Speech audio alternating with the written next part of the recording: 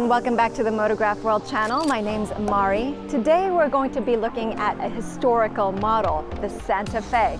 Here is the first generation that was launched in 2000. Back then, it had put in a huge engine and given it a bigger comfort in a smaller vehicle. Let's look at how it has evolved over time.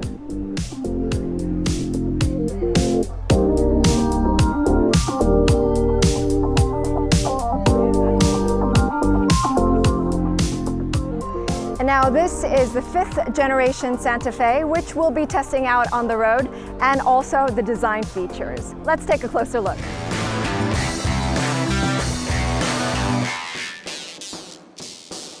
You do see some of the color options that you haven't seen on some Hyundai models, like this one, which is the Okado Green Pearl, or on the back, you actually have a terracotta orange.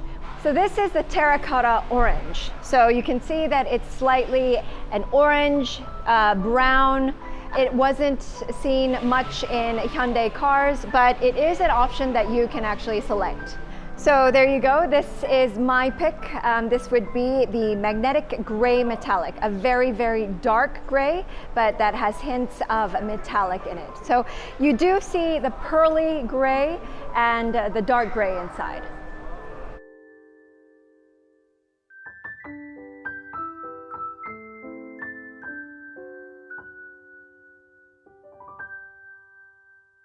When I first saw the initial videos and the development photos, I was a bit, disappointed and underwhelmed to see the Santa Fe.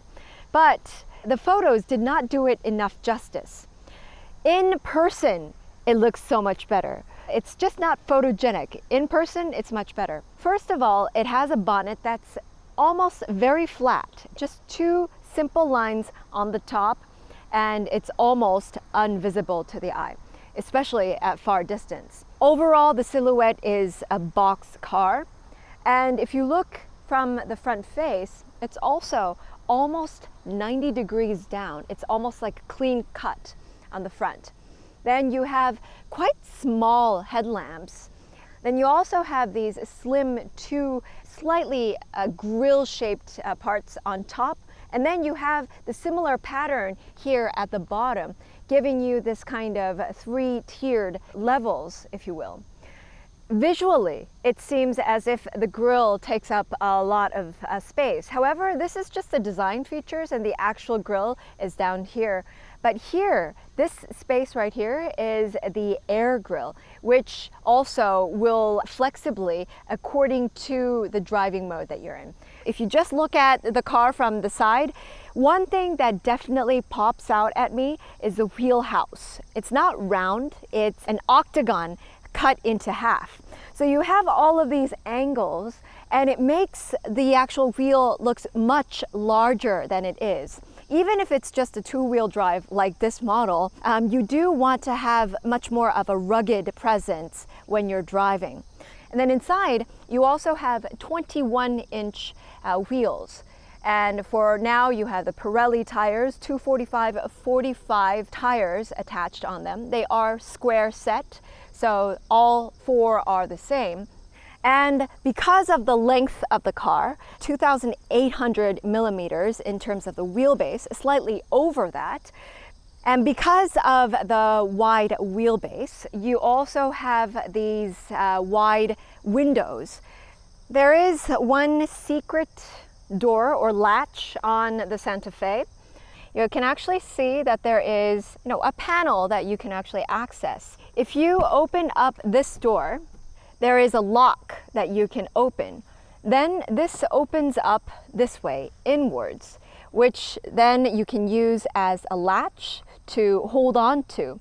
This is actually used for occasions where you would access the roof rack to put on luggage or any kind of machinery or any bikes or luggage that you would put onto the roof of your car. Most of the sporty or coupe lines almost have this roof line at a slanted angle. However, for the Santa Fe, it's almost at a right angle.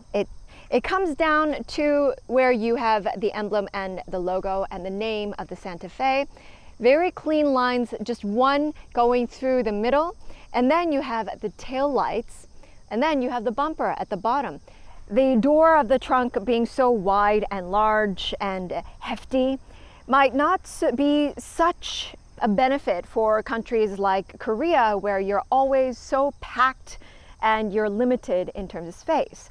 Let's open up the trunk and see how big the angle is.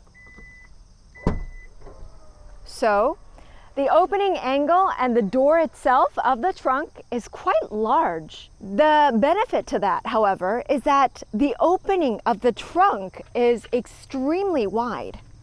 And doing the Mari trunk test, of course, so much space. And even with the height of the trunk, I almost can fit in without crouching down.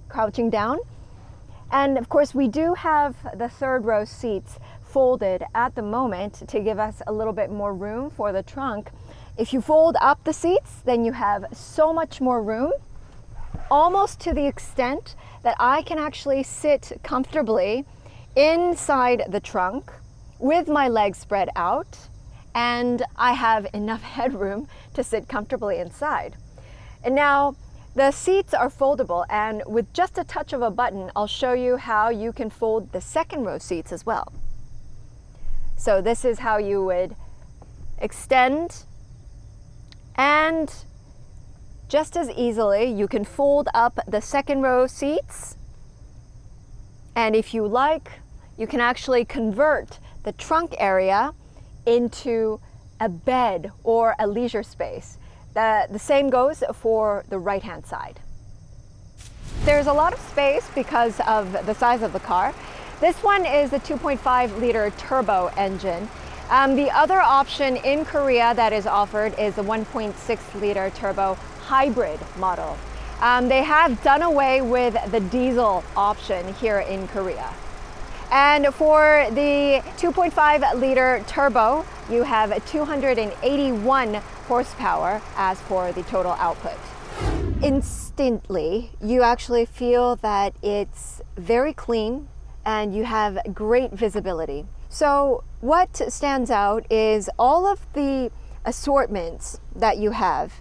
It's very ergonomic too. They have decided to change the location of their chargers to here is something that I really do like about it. Because before it used to be inside or underneath the center console here. Now that you can have it for the passenger as well as the driver, and you don't need to reach for it deep inside somewhere. If you actually look through the costs and the pricings of this car, you'll be surprised because this does not look like that range of a car. It looks much more expensive. The materials that they've used inside are leather for the steering wheel, which they've actually brought over from the Grandeur. Here, it's also leather that they've used. They've used different materials all throughout, also chrome detailing.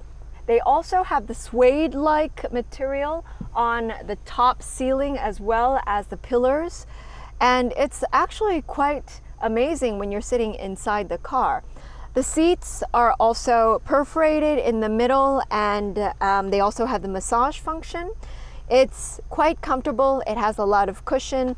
Then you can also apply the massage function while you're driving. Then you'll get extra comfort. And of course, the panorama display, as you've seen in multiple other models of Hyundai and Kia. The size of the car is huge. And one of the biggest benefits is that you have enormous amounts of storage space. Not only on the door trim on both sides, but you also have it here. You have place for, your sunglasses, gloves, whatnot. You also have the generic glove box that is a drop-down version. On top of the glove box, you have this area here for things that you might want to place but then pull out instantly. For example, if you have your phone that is placed here, you might want to pull it out right away without having to kind of pull down a lever to open up. You also have space in the center console, in the center right here. So you can make use of this empty space between the passenger and the driver. And of course, we have this middle compartment right here where you can store. It's quite deep actually. So this will be able to store quite a lot of your, stuff, your water bottles even. It actually can fit in. They did go a little bit too far with providing more than enough space for, to store your things. I don't know exactly what they want you to store there. Soap, I don't know. They actually, made a dent there in order for you to place something. And some of the design language has been interpreted inside once again. Those crosses that you see outside, those design features have also been reinterpreted inside with the interior, like here on the chrome detailing for the HVAC. I think that this is a matter of preference. Some people might like it, some people might think that it's too much. And with the HVAC controls here, I do like the fact that it is slightly on a slant, that when you're driving, you'll be able to access it really easily. And even with the controls on here, it's touch and it's also an analog dial. So it's quite intuitive and it's easy to control. This one is a 6-seater. You have these individual seats, then you have the armrests, and it would just be so much more comfortable this way. And you can also adjust the angle of your seat. If you have people sitting in the 3rd row seat, then you can actually pull up the seat, but nevertheless, you'll have enough leg room and more than enough headroom. Even if you've pulled up your 2nd row seats to a closer position, you still have all of this as the window. And then if you actually don't have anyone sitting in the 3rd row seats, then you can push it all the way back and you'll be able to enjoy the view with that full wide window from here all the way to there. This also really has a lot of space. On the door trim, you have 2 cup holders on the top and one even on the bottom. And even in the center console, you can actually open up not only from the front, but also from the back so that you can actually access the center console from the back. And another feature is that you can actually have a draw and pull out to use this part for any other luggage, or not luggage, but stuff that you would want to store. The seats are also very comfortable, the same with the front row seats, and they have great recline, comfortable in terms of the cushion, and great leg room. For the windows, you have these shades in order to give you a little bit more privacy if you want to take a nap from the 2nd row seats. You have the slim HVAC air vents on the B pillar, and once again with the design aesthetic that you saw in the front from the face of the car, once again inside in the interior.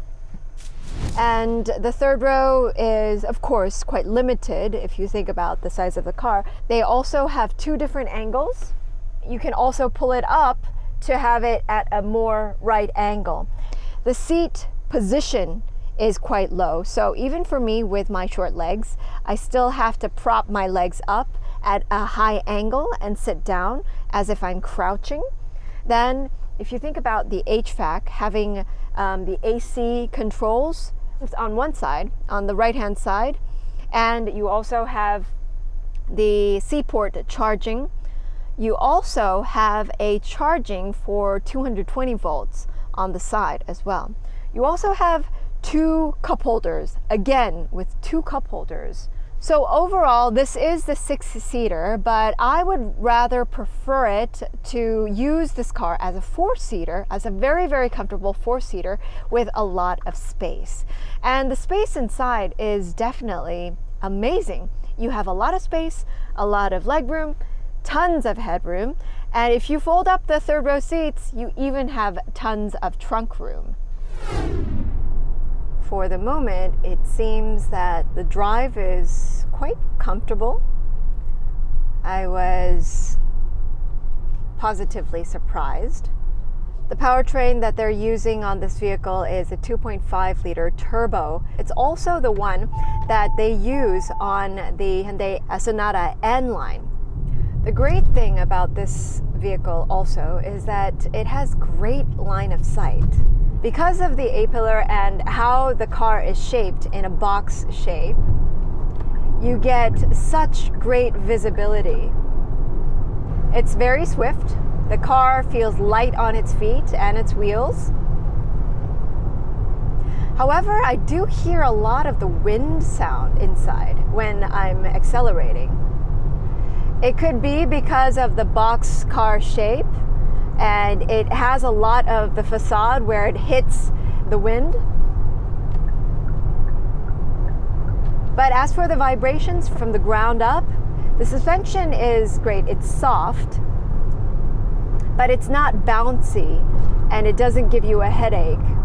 So I guess there is a comparable line within the Hyundai model lineup. You have the Santa Fe, but comparable sizes. You could also be considering the Palisade within the Hyundai models. For me, the Palisade was good even with the design. It had presence on the road. But honestly, considering all, design, cost, interior, I would opt for the Santa Fe. And they've also upped the adaptive cruise control. It's 90 kilometers per hour. I'm not doing anything. And it's gotten smarter. It is telling me to put my hands on the steering wheel. I don't need to grip it. I just need to put my hands on it, and it will actually still keep on driving. Even within the Hyundai adaptive cruise control technology, they have applied an upgrade. They have adapted or implemented the Lane Follow Assist 2, which is an upgrade to the previous version. And it's actually keeping within the lane and, of course, the proximity to the car in front of you much better than the previous version. It's actually quite smart. Overall, I think the drive was great. It's very comfortable. Especially with these kinds of cars, you will be expected to drive longer distances, and you don't want to feel tired when driving. And I immediately had the idea of getting something like this as a second car, because you do need a utility vehicle, but one that's not too rugged and one that can actually provide you with the comfort. So I was quite impressed with the overall drive and especially the interior of the car.